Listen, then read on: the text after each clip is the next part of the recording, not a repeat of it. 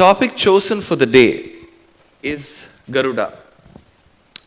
And people who are kind of accustomed to listening to some of my discourses may be wondering that why is an LED screen aiding me? When Mani met me in the month of January, he wanted me to speak in Feb. So, unfortunately, I couldn't give him a date in the month of Feb. I said June is the best month. And at that point in time, I asked him, what do you do? So, when I told him, he said that he's into a business that has to do a lot with LED screens. And he also told me that of all the very good projects that he has done, the recent chess tournament that happened in Mahabalipuram, all the LED was done by him. So that is when I thought, why not make the best use of LED now? So that is how the topic on Garuda is featured. I'm sure every time we visit a temple that has affiliation with Vaishnavism or Sri Vaishnavism, the first thing that we make note of is the Garuda's Sannidhi. In large temples, when you enter the premises, the Sannidhi for Garuda itself is so huge. I'm sure when we go across, I will take you to one of the beautiful pictures of Sri Rangam, that everything associated with Sri Rangam has the prefix Periya or Peri. So we have this Periya Tiruvadi, which is Garuda, and then we have a huge Garuda's presence there. So Garuda's presence is excellent and important in all temples. But we need to understand how Garuda is featured in Sanatana Dharma. This one is a beautiful painting by none other than a person whom we all have seen and liked, a person who's very close to my heart, Keshav. So this is a depiction of a Southeast Asian Garuda. Garuda may look slightly different, but this is how he's showcased in the Balinese tradition. So, I've spoken in Indonesia thrice. It is an archipelago nation, a Muslim majority nation. There are a few islands which have Hindu majority as well. The driver who drove me from the airport in Jakarta to the place where I was supposed to speak stopped his car and performed his namaz justfully and sincerely. His name was Aditya. So any shop that you enter in Jakarta, the welcome note is Jai Subhadra, Jai Arjuna. And I was taken to the largest mall in Jakarta the first time I went in 2012, and it was called Ayodhya Mall. And trust me, if the mall had this name in Chennai, there would be total ruptures and protests. So, that said, where is Garuda's Upakhyana? The charitram of Garuda depicted, where is it associated? So when we get to see Garuda, we have to understand Mahabharata first. So we have 18 parvas of Sri Mahabharatam. The first parva is called Adi Parva. It is one of the largest parvas. In Vyasacharya's Sri Mahabharatam's Adi Parva is Garuda Upakhyanam. Vainateya Upakhyanam, it is called. So, let me take you through how this Upakhyanam goes.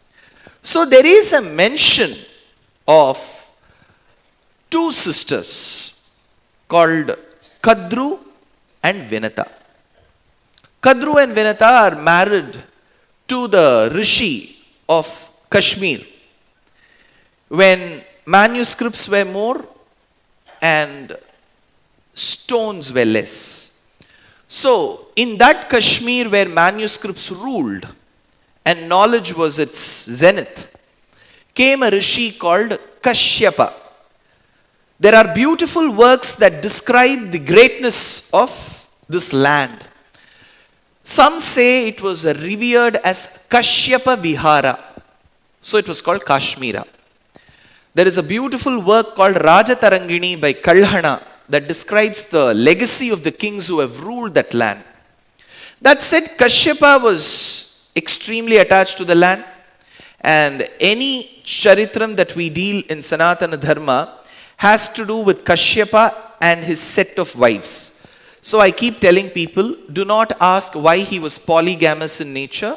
It could be a matter of concern, but to me, I was a worthless bauble in front of him for him to even ask my opinion of multiple marriages. So had he asked me of an opinion, I would have said no. He didn't ask me. So let's keep him as a polygamous person. A few lessons to be learned from him. That's where. Let's keep it simple. That said, Kadru and Vinata, the wives of Kashyapa, they were very, very interested to have children, many in number, especially Kadru. So, Mahabharatam says that she produced many snakes. Kadru produced many snakes. This may arise a curiosity in all of us. How could humans, when they come together, produce snakes? It is absolutely tangential to our understanding of basic science. Please understand, Vyasacharya and Valmiki believed in many of us that we will be doing sufficient amount of homework while deciphering the passages of our scriptures. When you visit many of the houses, how many of you have pets at home? Cats, dogs? Don't look at each other. You're not pets. If you have pets, yeah. So there are pets. You know, people who nurture pets, when you visit their houses, I have made the grave mistake. I keep making it. And while I make that mistake, I often ask, is this your dog? They get offended. They say, that's my child. So to that couple who nurture a pet at home, they treat the pet as their own child. Will you ever ask, how did you two humans come together and produce a dog? The pet is adopted and treated as their child. Similarly, there were rishis who used to adopt animals around them in the vicinity and call them their children. Same is the case here. Kadru had many snakes. So those largely oviparous, the eggs have to hatch, the little ones have to come out. Vinata also had children, but they were birds. Let's keep that aside. There's something very interesting about these two sisters who were married to this person called Kashyapa, where Kadru hatched the plan. She thought, I must have somebody serve me. I must have a help. I am done with the lockdown periods. So I need help at home. So why should she go hire a person by paying a non-refundable deposit in a .com? Rather, she thought, why can't I make my own sisters subservient to me? That is when Kadru and Vinata, while they were carrying the soiled clothes to the close-by lake to get them washed, Kadru made an interesting note and she put forth this question to Vinata. Did you get to see a horse? That is when Vinata said, yes, I did see a horse. You remember what horse was it? Yeah, it was a white horse with a white tail. This remark of Vinata brought a retort from Kadru, who said, I don't think it was a white horse with a white tail. It was a white horse with a black tail. Vinata said, no, I am sure my eyes won't cheat me. It was a white horse with a white tail. Kadru said, then I challenge you.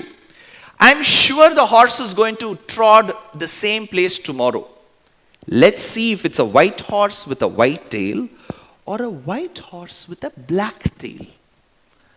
What if it is a white horse with a black tail, Vinata? Vinata said, I don't know, Kadru.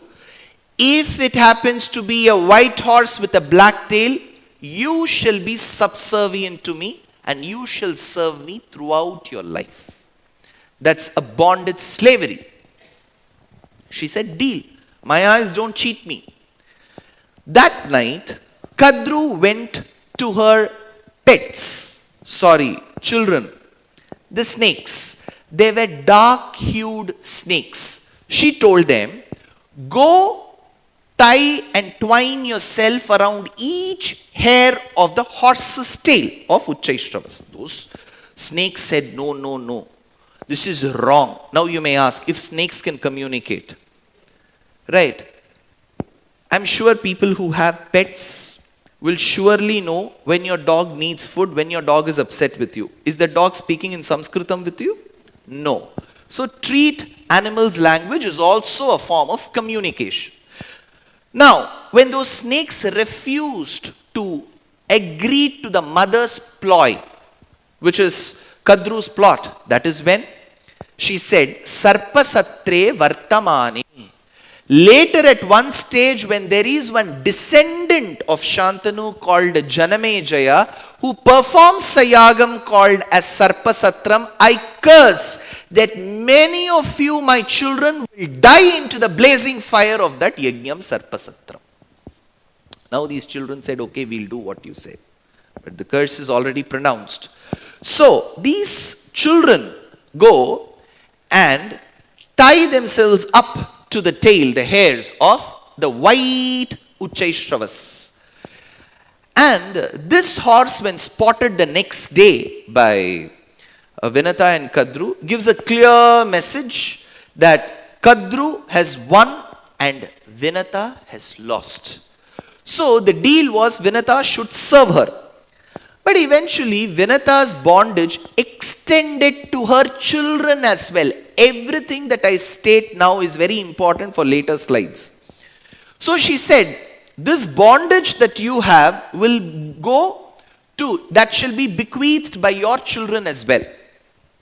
Vinata said yes. But then Vinata decided, let me not have so many children like what my sister Kadru has. Let me restrict it to 2. Nam iruvar, namak iruvar. So, now when there was a egg that was spotted in the nest, she ended up wanting to have birds as her children.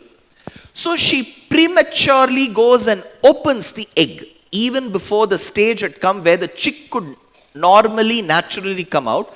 She broke open the egg.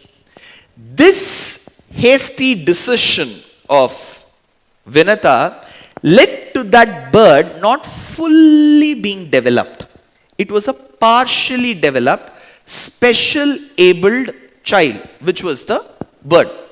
And this bird was reddish. Its eyes were also reddish. It was extremely angry with the mother for having taken such a hasty decision. So the bird now curses the mother that you shall continue your days of slavery for many, many months to come.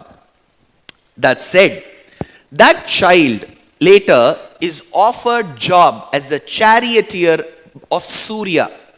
Since he's red-hued, he's called Aruna. He becomes the charioteer, Sarathi, to the Rathi called Surya. Surya Ratham has one chakram called Sambatsaram.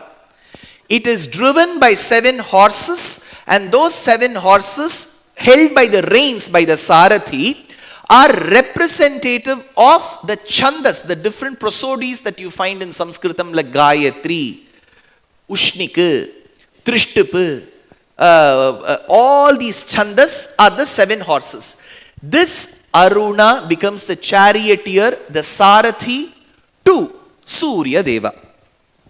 Now, then comes the day where she waits for that moment when slowly the next egg can hatch, because she's already got one curse. She didn't want another one. So she patiently waited for the other one to hatch. And when that egg hatched, came one bird, looked left, right, did this, and came out. And that was the bird which will later be called Garuda. He is Vinata Sutta. Vinata Sutta, Vainateya, these were the names. But over the period of time, he gets beautiful names.